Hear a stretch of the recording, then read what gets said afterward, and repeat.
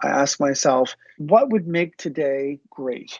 I'm really intentional that I want to do at least one thing that I have this feeling or this sense would make the day great. This podcast encourages and empowers you to create your own unique real story, develop your own unique real statement, and discover your own unique real self. The power is yours. Good morning, Julian Bolster. Previously, episode 1101 of the 12-Minute Convos podcast. It's been just 3 years, 30 days, 22 hours, and 30 minutes since we last had that recorded conversation. That was then. This is now. Julian, how are you doing today? I'm great. How are you? I am excellent. Does it feel like 3 years has passed by? Yeah. In some ways, it feels like more time has passed by. Simply because in those 3 years, I became a dad. So life looks a lot different for me than it did 3 years ago. So in many ways, it feels like a lot more time has passed, but it has just been 3 years. Now, May 15th was the day you told us on the podcast your son was due. Did he honor that date, or was it before or after that date? He showed up on the 16th. All right. So just a day later, yeah, he showed up on the 16th, and he's 2 years, 9 months now. Wow. He's like fully conversational, so you can like talk to him and interact. I mean, he's in his 2, so he's still a toddler. But yeah, he's like this little adult, with his own, interest and imagination and goals. And yeah, it's the most bizarre thing that there's this, whole other person walking around my house.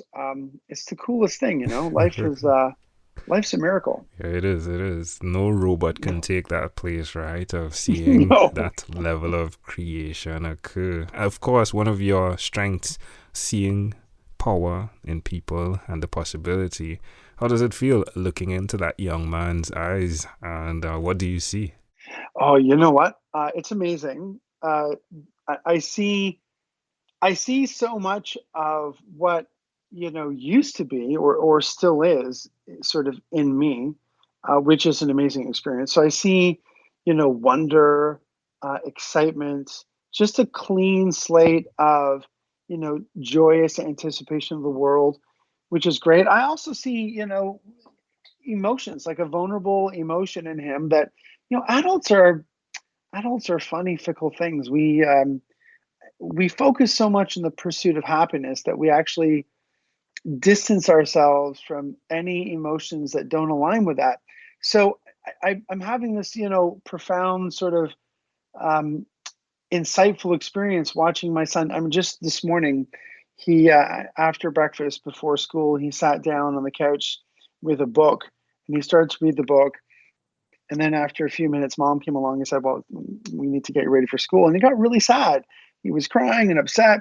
And I really, I just sat with him and I really got present to the fact that he's got real disappointment and frustration. And most of us, we feel disappointment and frustration on a daily basis, but we bury it because, society tells us that we shouldn't feel that way. We should be focused on our to-dos. We need to get out there and make money.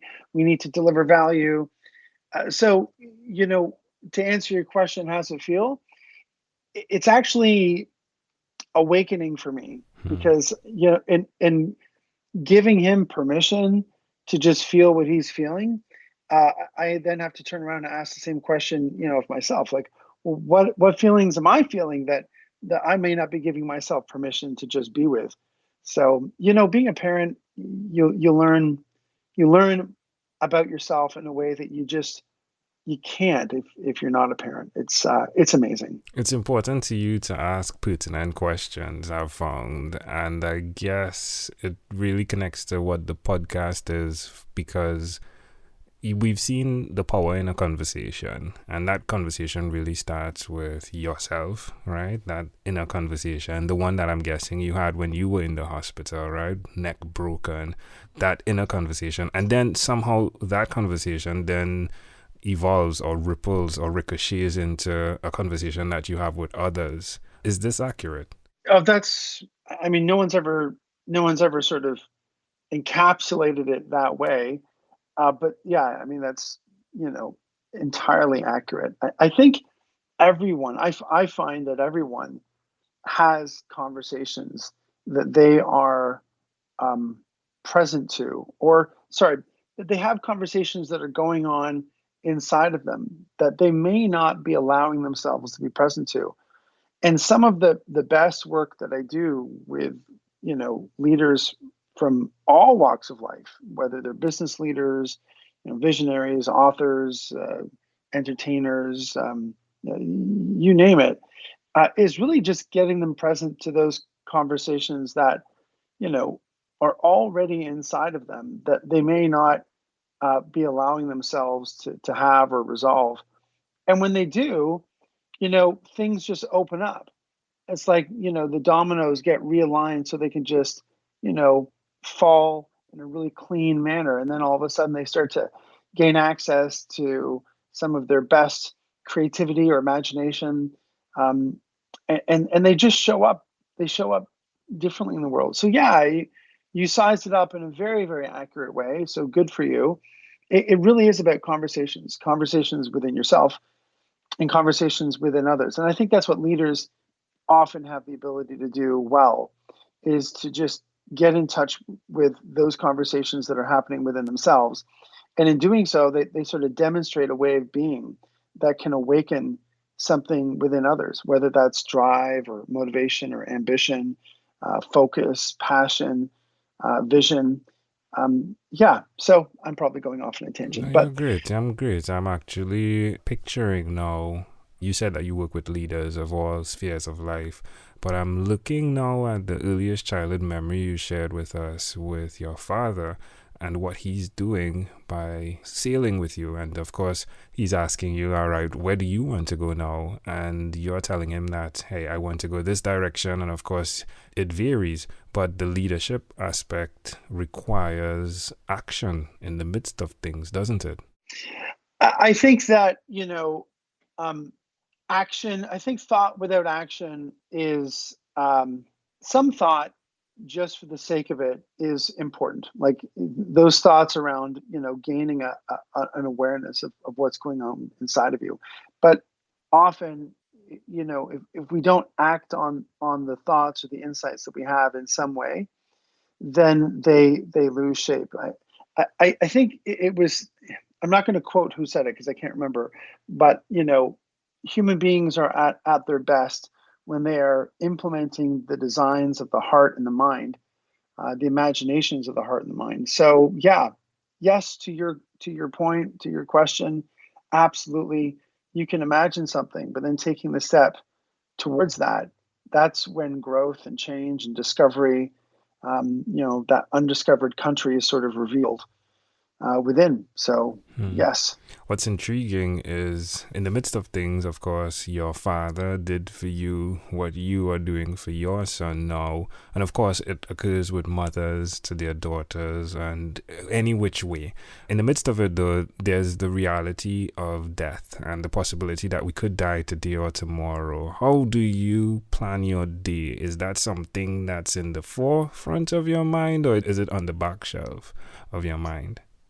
So I recently I recently have been doing some inside work, some inner work around this idea of, you know, allowing myself to feel, you know, all the sort of emotions of life.